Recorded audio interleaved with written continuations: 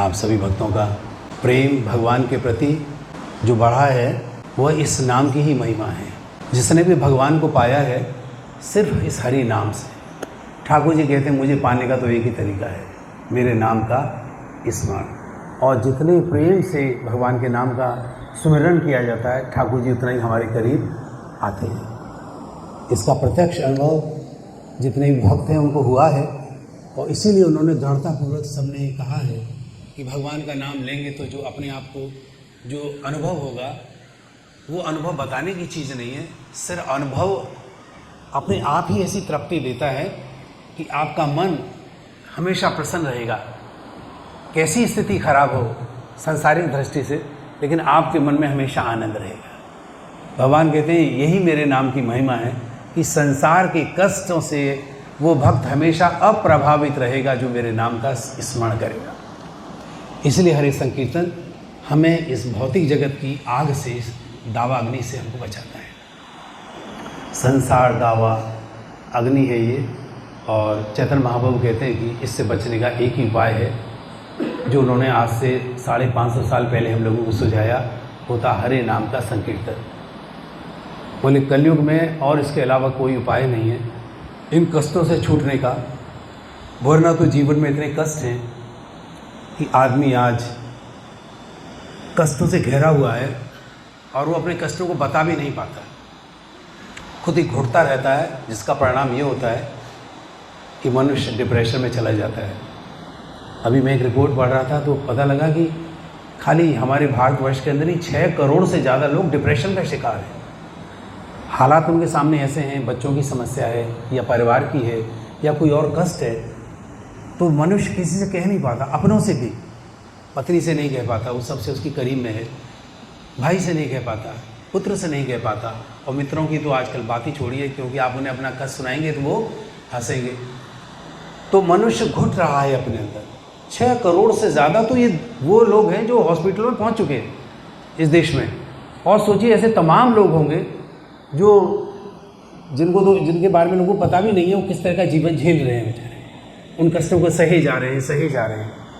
और भगवान ने कहा है कि ये जो कलिकाल है इस भौतिक जगत में, हरे कृष्ण बोल, कष्ट ही कष्ट हैं।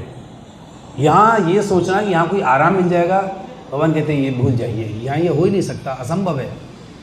इस भौतिक जगत की रचना ही भगवान ने इस तरह से की है कि यहाँ पर कष्ट ही कष्ट हैं। लेकिन इससे भी बड़ी कमाल की बात है कि हम इन कष्टों में रहते हुए भी इस कष्ट को ज़्यादा जान नहीं पाते। इन कष्टों में ही हम सुख ढूंढने का प्रयास करते रहते हैं। ये हमारी सबसे बड़ी त्रासदी है। भगवान कहते हैं तुम कष्टों में हो और तुम्हें पता भी नहीं है कष्टों में हो, रो रहे हो, लेकिन क्यों रो रहे हो? बोले ये हमें नहीं पता, क्योंकि हर मनुष्य को लगता है कि मेरे साथ वाला भी उतना ही दुखी है। हर मनुष्य दुखी है, लेकिन क्यों दुखी है इसका कारण उसे ज्ञात नहीं है।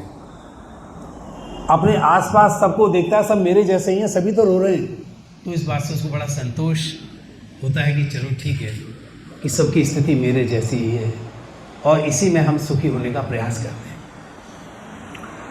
तो भगवान कह रहे जो समुद्र में डूब गया हो उससे यदि ये कहा जाए कि भाई बाहर निकल आओ, तो कितना ही बड़ा वो तैराक हो समुद्र में से वो बाहर नहीं आ सकता। जब तक ऊपर से कोई उसका हाथ पकड़कर जहाज से या ऊपर से उसको न खींच ले, तो हमें कौन बचा सकता है इन कष्टों से, संसार के कष्टों से?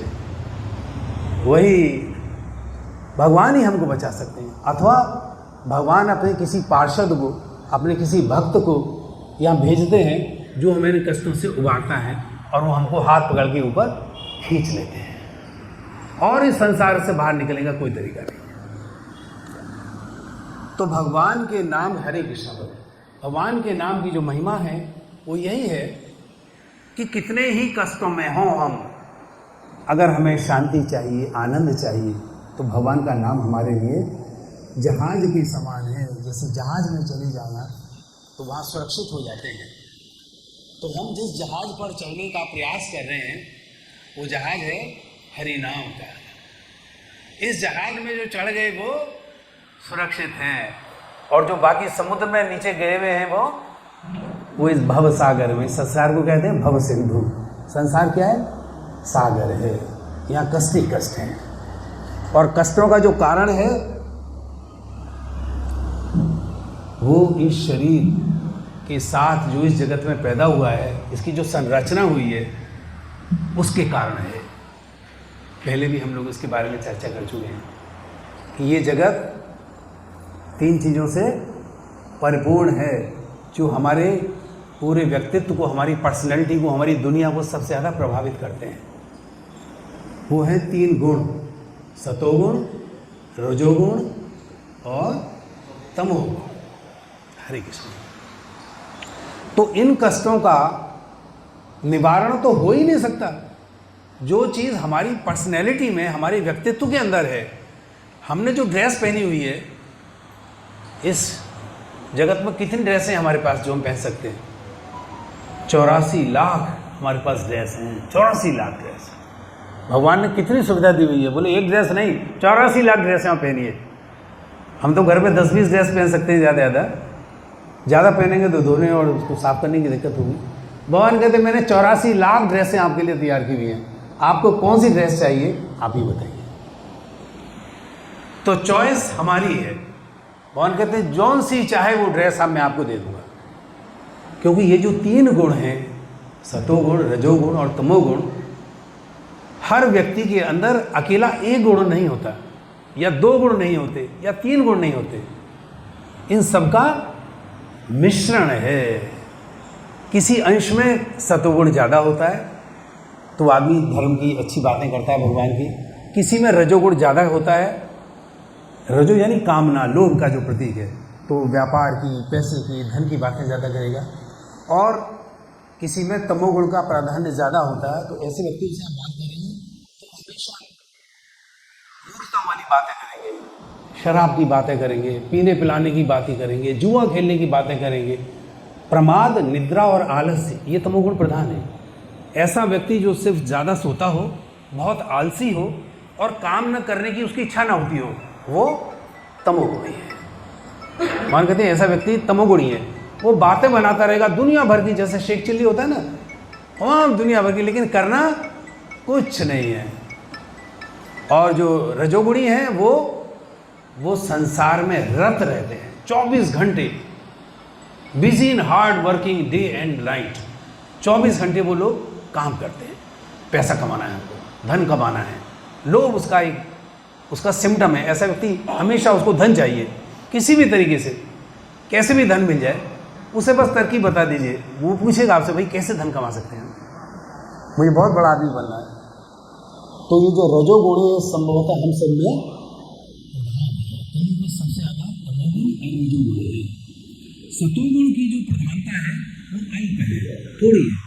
हालांकि तीनों हैं, तो इनकी थोड़ा और ज़्यादा होने से हमारा जो व्यक्तित्व है ये बदलता है।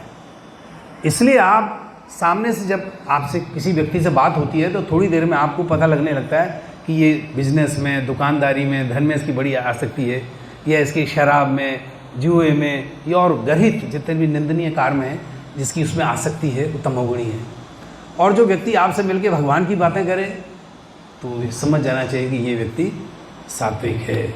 इस संसार में रहते हुए इसको ज़्यादा लोभ, लालच या और ये पागलपन नहीं है। तो जितना सात्विक गुण होगा, सात्विक गुण की प्रधानता है कि सात्विक गुण को प्रकाश कहा गया है। प्रकाशकम अनामयम, वन कहते हैं ये सात्विक की पहचान है।